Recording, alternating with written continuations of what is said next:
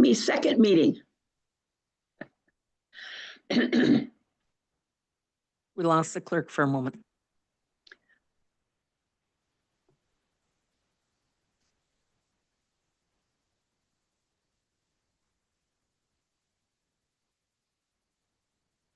Let me know when we're ready. Madam Chair, we're ready now. Okay, I'd like to begin this gathering by acknowledging and celebrating these traditional lands as a gathering place of the first peoples and their ancestors who are entrusted to care for Mother Earth since time immemorial.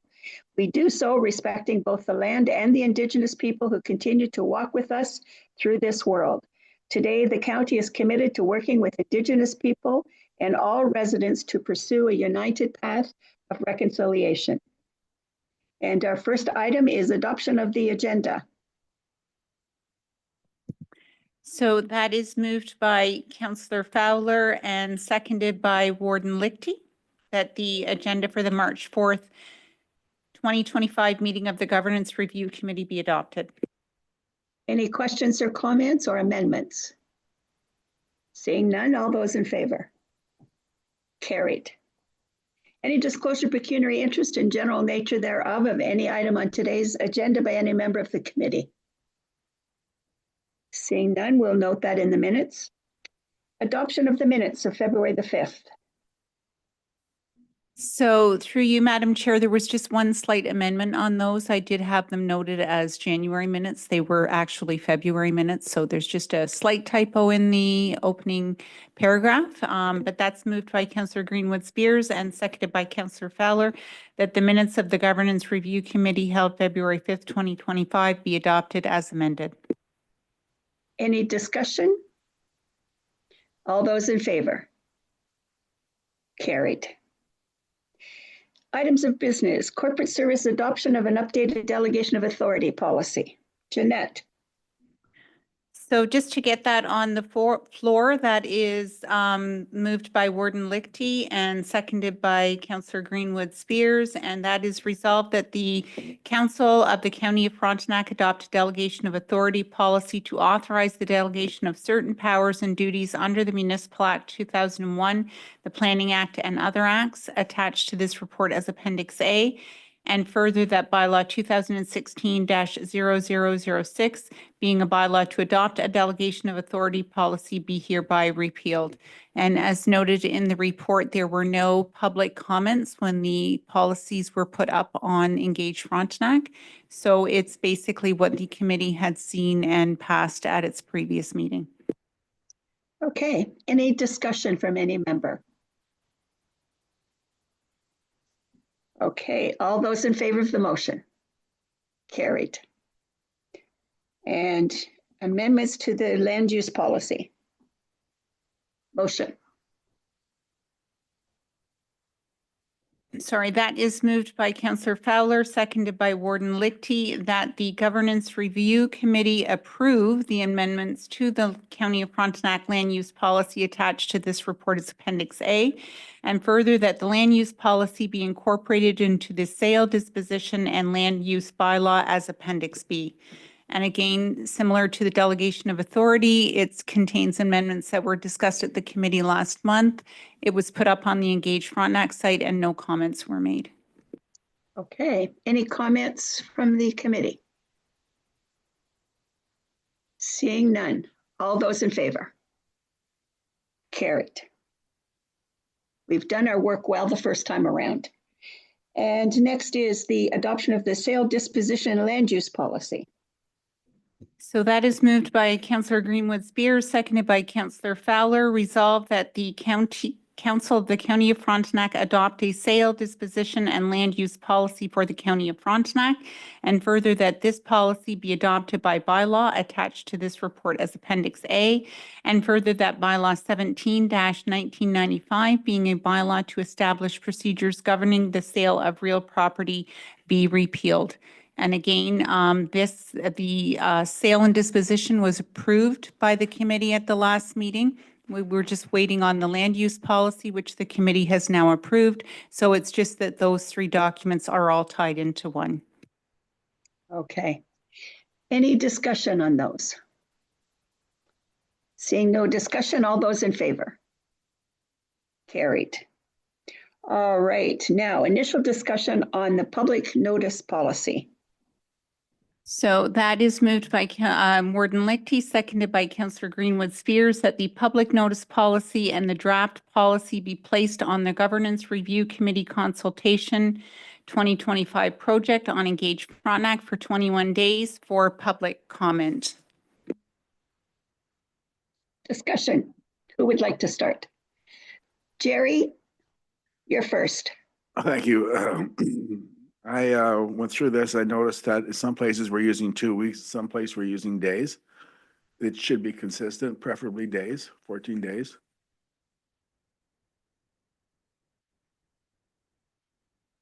Is that 14 business days or 14 days? We actually, days are actually defined. It's calendar days. Don't, is it calendar days? Yes, days are defined in the policy as Hang on, days shall mean calendar days, not business days. So that would equate to 2 weeks. Okay. Anything else? Jerry, I have one more thing. I'm just trying to find it here. okay.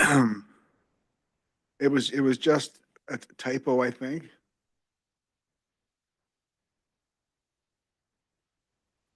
I've got it in paragraph before strategic priorities.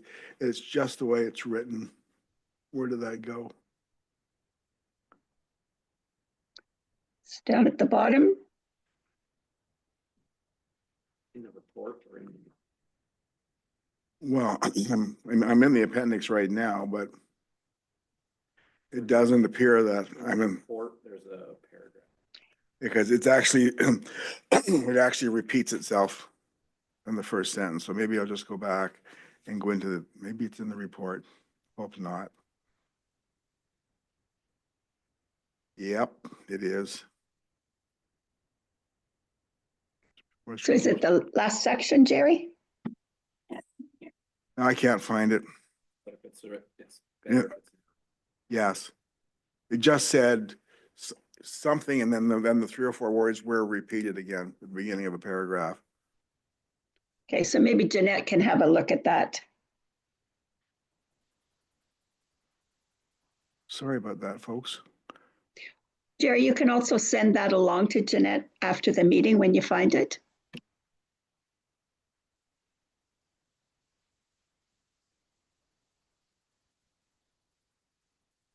Is there anything on the appendix? Actually, I think it's a good policy. Our municipality is looking at actually taking a look at the county's policy and try to see what could fit for us.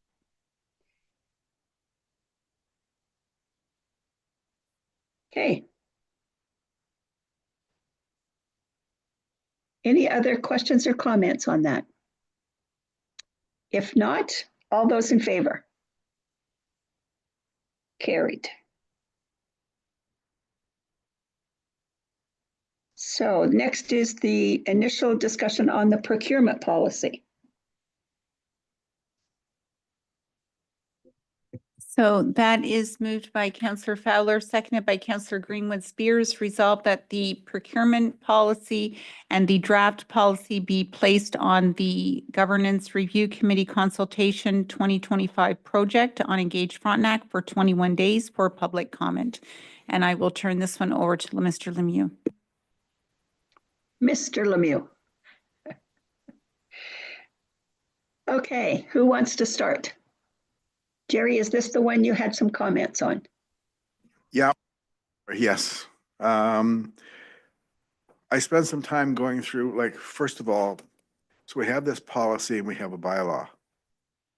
Is the intent to make this a policy that's going to replace the bylaw? Because there's a lot of things in the existing bylaw that are not going to be in this policy. So maybe I could just answer that very quickly. So the policy is passed by a bylaw. So the bylaw is very generic that we pass a procurement policy attached to this bylaw as Appendix A. So the policy is just an attachment to the bylaw. Okay, so my questions were, I have some issues, and I actually struggle with some of this, and it's the limits. So I got the informal low value purchase up to $10,000, okay? Informal request for a quotation, I want to do this, what's it going to look like, how much is it going to cost? Couple lines, I got that. I don't understand what a formal RFQ is versus a formal RFP. Because to me, they're essentially the same thing. Yeah, so the difference would be the RFQ, you have the specifications. You know exactly what you want. The RFP, you want them to design the specifications. So you say, I want a software, what'll work to implement this? That would be an RFP. An RFQ is, I know I want exactly this widget, this whatever it may be, quote on this. So that would be the difference between the two, but function, like from a procurement threshold, they're functioning the same, just asking for different things there. And my last question is, how do we come up with the $250,000 for, as the upper limit for request for tender? I find that, I'm just not comfortable with that. I tried to get comfortable with it, but I just can't. I think it's too much. So how did you get that through 250? That was kind of aligned with what our competitors in Eastern Ontario were putting out as thresholds. So generally aiming for the midpoint for what everyone else in the market had.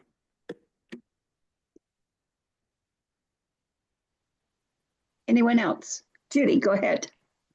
Okay, my questions were along that line as well, the new 2025 threshold, but the second one, informal requests with the RFQ, and that it's just 12 years and we're jumping the top end from 10,000 to 50,000 seem very high. I'd be far more comfortable with a lower level on that.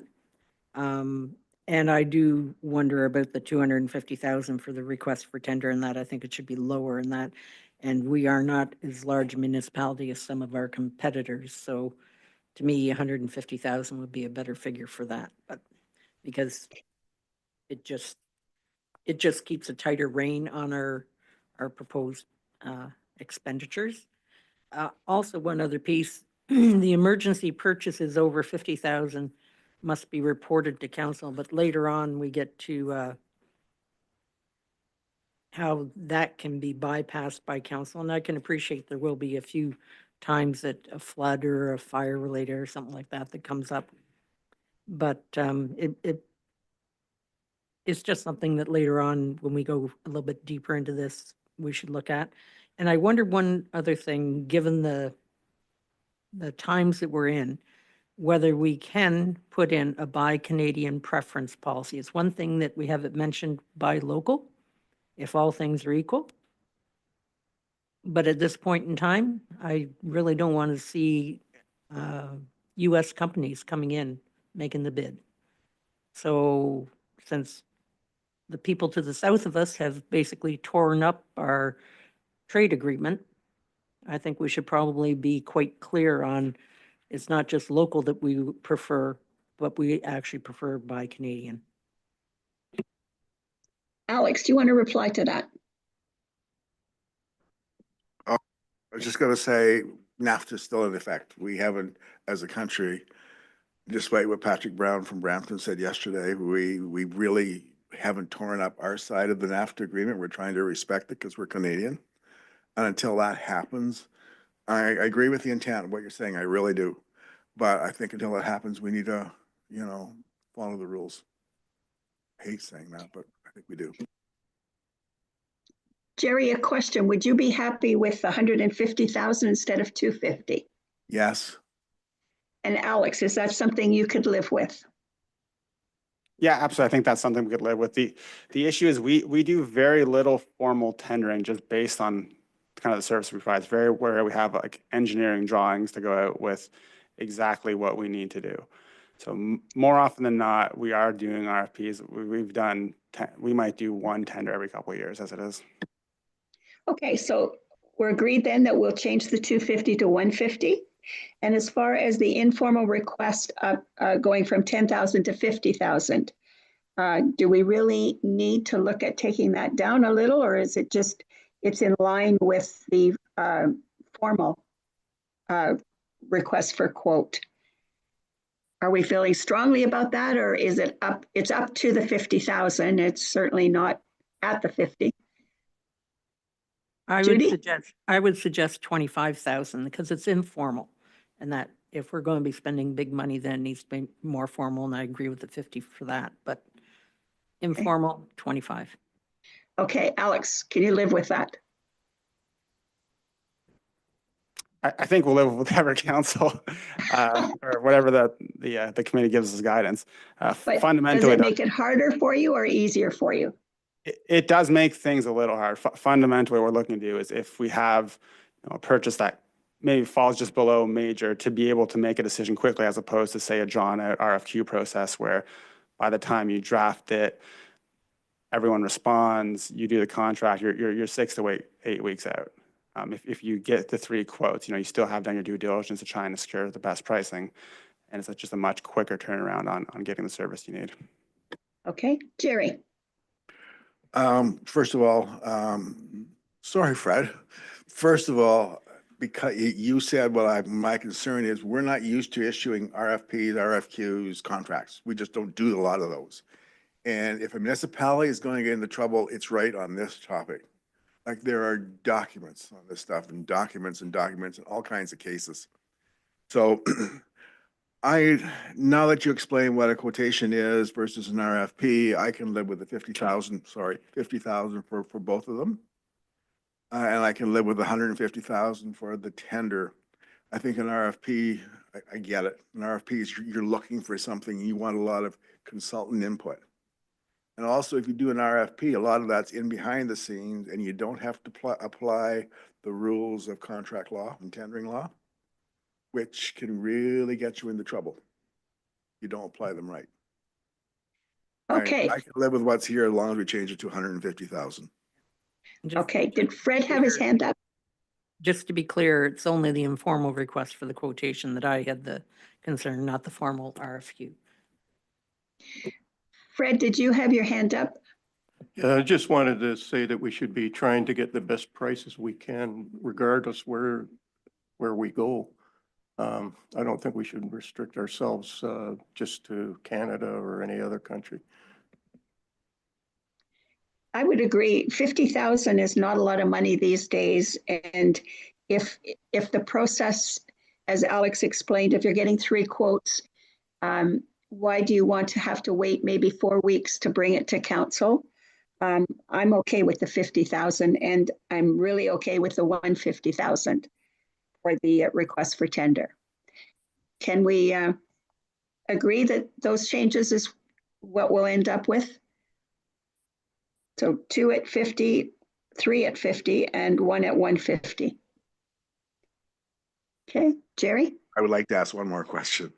Sure. Alex, that request for tender, is this like an informal tender? Or is this like if we had a tender for an ambulance station, which would run you $3, $4, $5 million, that would not be this. This is more for what? So that would be the formal request for tender, the request for tender. Okay. That's where we're putting the 150 at, yes. You over the 150. Yeah. That's full-blown documents and everything. Yes. Okay. Yeah. Thank you, Madam Chair. So any request for tender after 150,000, right? Or up to 150,000. Judy? Okay, so just to elaborate, I think the warden asked for an example of what this would be. Would this be catering of food request or a lawnmower type of thing, riding lawnmower? I don't know. But I do know that I'd like to have an idea of what we would informally be looking $50,000 at. You're back to informal quotes, right? Yes, informal, 10 to 50,000. I just wanted to hear a Oh. couple examples and that of what we would be doing for informal. Yeah, so the 3 quotes would maybe be looking at like a vehicle. So say 40,000-ish, instead of just going to the first vendor. They're not going to participate in a formal RFQ probably. You just go out and you go to 3 dealers, give me your best price. That would be the intent behind the informal. Okay. I'll maybe just add Alex? one point, because I did hear some comments about buying American and buying the best price. A lot of what the language has to do actually has to do with the Canadian Free Trade Agreement and the Free Trade Agreement with Europe, the CETA. And within that, you can only limit the conditions to those that are essential to ensure the supplier has the legal and financial capabilities and the commercial and technical capabilities to undertake the relevant procurement. So you're not supposed to be having a buy local Yeah. to be in line with those two agreements there. We've been told that as well. Like you can't say that a local bidder has precedence over someone else. You'll go to court if you do that. Okay, I think then, Jerry?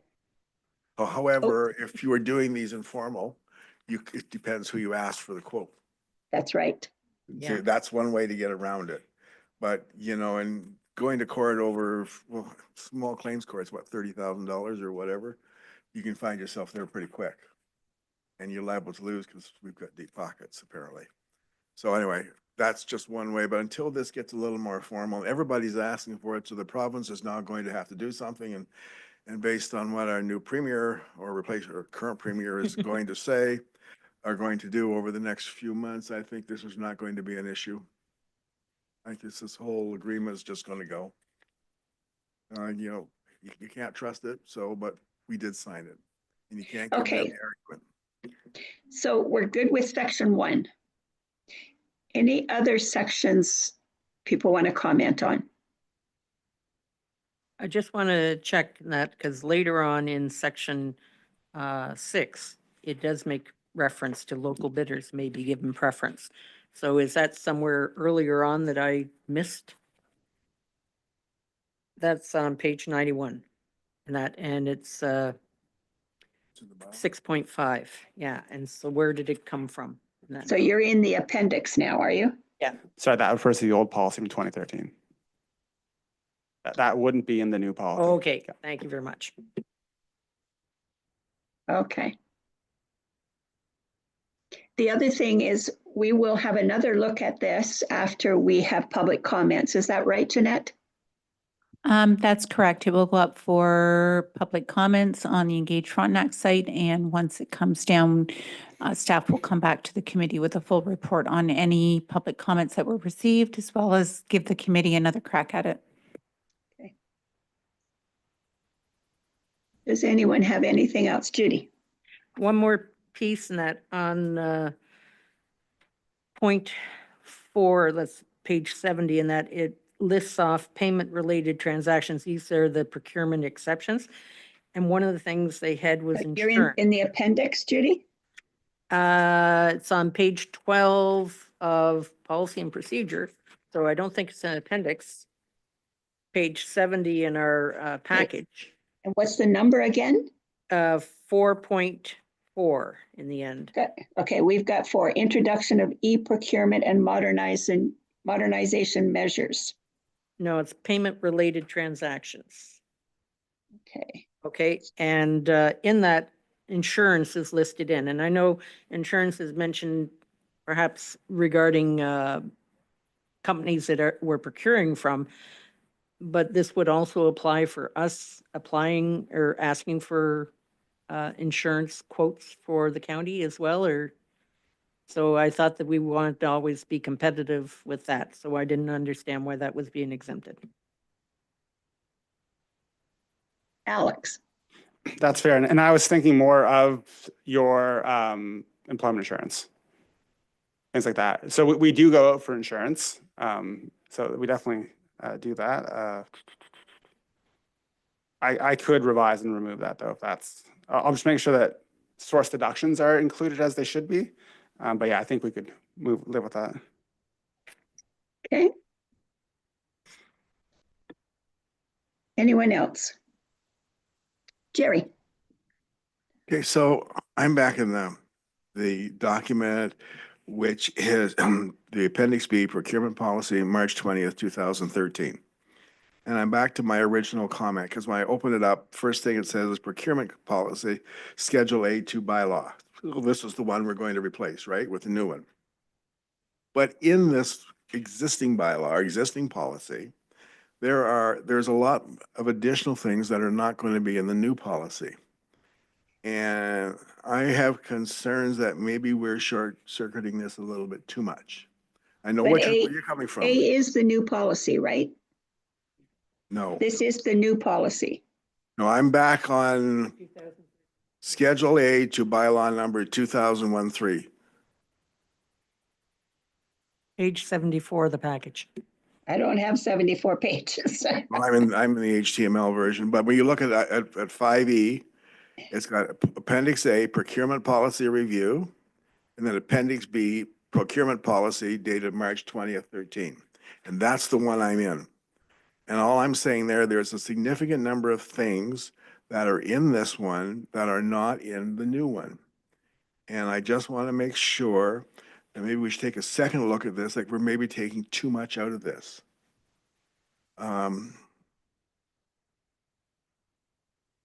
Yeah, all identical bids.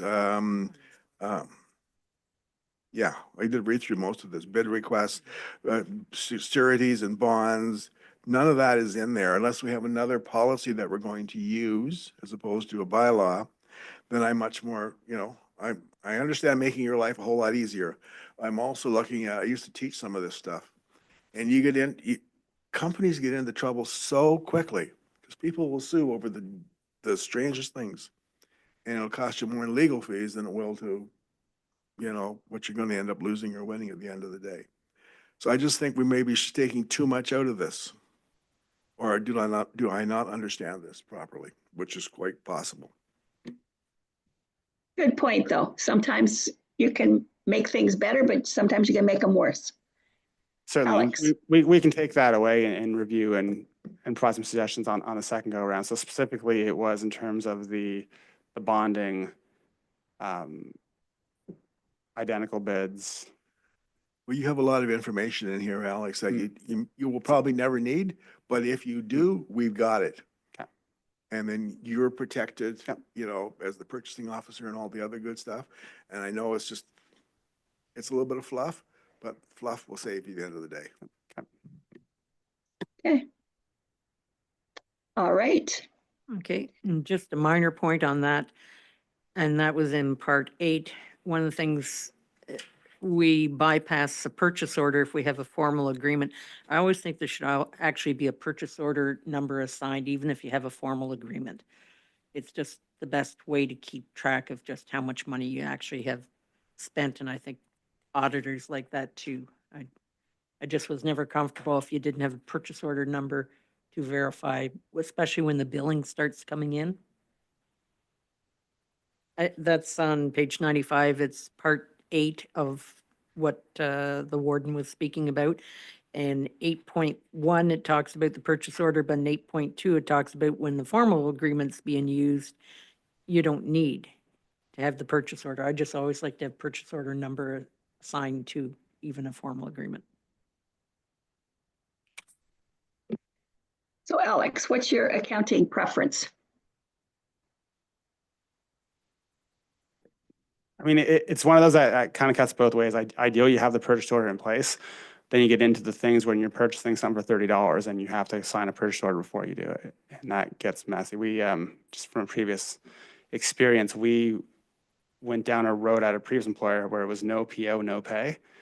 And it became massive headaches and no pay. So This is, I'm all in favor of common sense, so having it a reasonable threshold, and that isn't a problem. But along the same line in that, in this old policy, if you could look at the insurance, because the insurance standard minimums are extremely low. And that from this 2013, they're $2 million general liability. One guy falls off the roof and that it's going to be a heck of a lot more. So that's the sort of detail that I think is important. We should be up a lot more. we're generally, most things are 5 at this point. Outside of if it's like a entertainer at Fairmount, that might still be 2, but generally it's at least 5. And for the bigger purchases, it could be higher than that. Okay. All right, Jerry. So this is a question for Alex. There are different appendices as part of this bylaw. So are you reading them all together when I don't want to go along and say, this appendix A, we got it, looks great, you've done a great job, we've adopted it.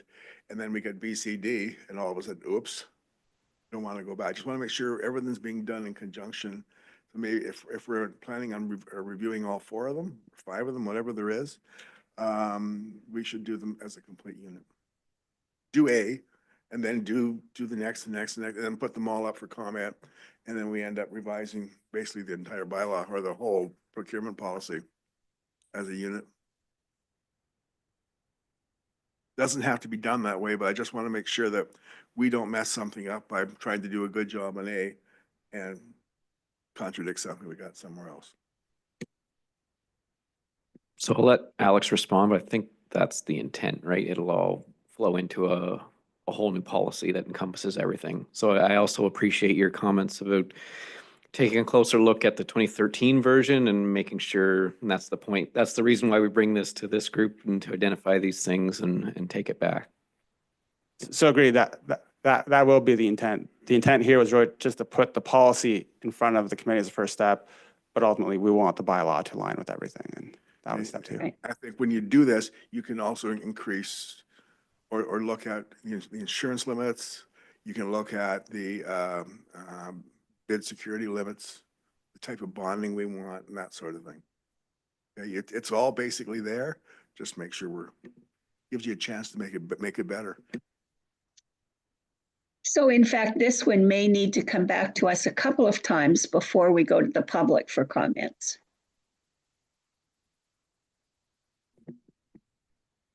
So I'm looking at Jeanette, but I think this can still go to the public for comments. Or do we need to revise it and then? So you could go either route. Currently, I'm only hearing a few revisions right now. We have the RFP and RFQ informal are staying at 50,000. We're only changing the upper limit of the tender from 250 to 150. And then emergency purchases over 50,000. I didn't hear any change. I heard comments, but I didn't hear any suggested changes. I'm I just think not the sure. appendixes are going to change drastically. So the Appendix B, which is the old policy, is going to be deleted in its entirety. I think it was put up on there so that the committee had the opportunity to see what's currently in place. And then Appendix A is what we are suggesting to be the new policy.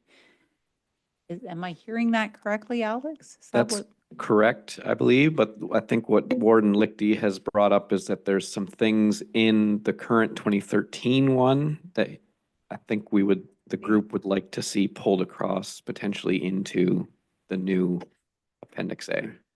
Yes. I'm all in favor of updating something after, like, we're in the 12th year. I think it's great. It's long overdue. I think we've done a good job. Like, we're picking apart small things, so it's been a good job, but I think we've also not included things that should be in there. Because Fairmont Home is going to be there. You're going to build more ambulance structures. What else are we going to be building in the future? And we don't have anything to backstop us. Judy.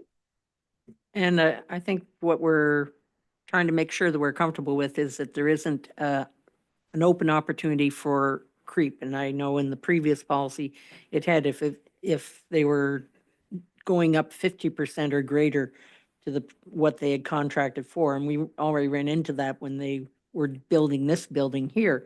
We need to make sure we have a good backstop in there, and that it's not, we think that we're spending $3 million and all of a sudden it's 4.5. So the more caution in there, the better, and that just to watch that public purse. One of the things that I have found with posting a bylaw that is a draft with mega changes coming is you get a lot of the comments based on the things that we've found. I think I'd much prefer getting another draft and then having us look at it and then post it. I think the closer we get to what the reality is going to be, the better the comments will be. So if I could just maybe make one other point, that is the purpose of today's meeting. So we can continue on and flow into a proposed draft, your comments. I'm just a little bit lost. The purpose of today's meeting is to provide all of those comments so that we do have a draft that can go up. But I think, Jeanette, there's a lot of changes in the appendix that will give us a whole different document than what we've got today. Kevin? So just to clarify, I think the suggestion is that we'll bring back a revised version in next month or whenever we meet again, and then we'll look to post to the website. That's my suggestion. Have it where we want it before we put it up for public input. Sounds Alex. good. Because, there were a lot of high level things, that specific items to add. So we'll take those away. We'll research them. Definitely appreciate the input from the committee, and we'll bring this to another meeting. Good. Okay, anything else?